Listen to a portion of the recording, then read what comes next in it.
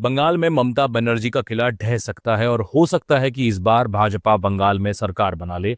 सारी परिस्थितियां यही कह रही हैं और ऐसा इसलिए क्योंकि चुनाव आयोग ने ऐसा मुमकिन कर दिया है। मतलब सोचिए कि अगर चुनाव से सिर्फ कुछ हफ्ते पहले रात के अंधेरे में बिना किसी नोटिस या चिट्ठी के आपका नाम वोटर लिस्ट से गायब हो जाए तो आप क्या करेंगे। यही हाल हुआ है बंगाल में। करीब 89 लाख लोगों के नाम कट गए। पहले 7 करोड़ 66 लाख वोटर थे और अब बचे हैं 6 करोड़ 77 लाख।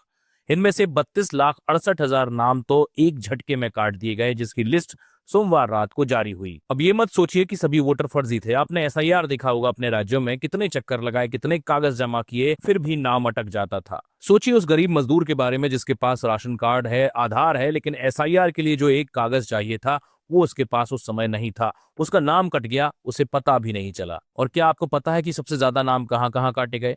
मुर्शिदाबाद में, मालदा में, उत्तर दक्षिण 24 परगना में। यही ममता का वोट बैंक है, यही टीएमसी की नींव है। नदिया में 78%, हुगली में 70% तक वोट काटे गए। अब आप ही बताइए, क्या ये एक महज इत्तेफाक है? जिन लोगों के नाम कट गए उनसे इलेक्शन कमीशन कह रहा है कि ट्रिब्यूनल जाओ, लेकिन ट्रिब्यूनल अभी तक खुले ही नहीं है। वोटिंग 23 अप्रैल को है, तो जाएं तो कहाँ जाएं ये वोटर? ममता बनर्जी के लिए ये चुनाव पहले ही बहुत टफ दिखाई दे रहा था और अब तो उनका वोट बैंक खुद काफी कम कर दिया गया है। किला टिकेगा या गिरेगा ये तो 23 अप्रैल के बाद में ही पता चलेगा, लेकिन सबसे बड़ा सवाल यह है कि जो 89 लाख लोग इस बार वोट नहीं दे पाएंगे, क्या उनकी गिनती किसी को पता होगी? सोचेगा।